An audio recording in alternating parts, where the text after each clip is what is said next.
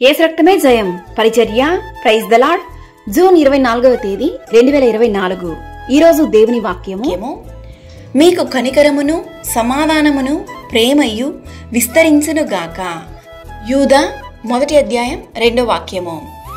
అవును క్రీస్తునందు ప్రియులారా, మన దేవుడు కృపా కనికరము గలవాడు.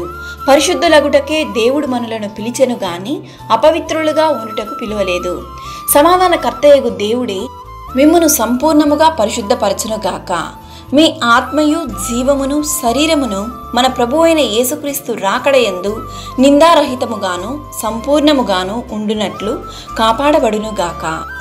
మిమ్మును పిలుచువాడు నమ్మకమైన వాడు గనుక అలాగు చేయును.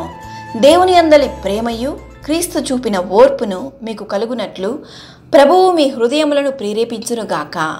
మనము కనికరింపబడి సమయోచితమైన సహాయము కొరకు కృప పొందునట్లు ధైర్యముతో కృపాసనమునొద్దకు చేరుదము.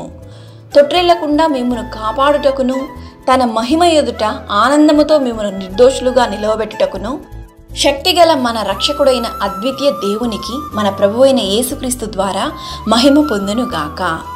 మీకు కనికరమును సమాధానమును ప్రేమయు విస్తరించునుగాక. ప్రభు అయిన యేసుక్రీస్తు కృప మనందరికీ తోడైండునుగాక. ఆమెన్. God bless you.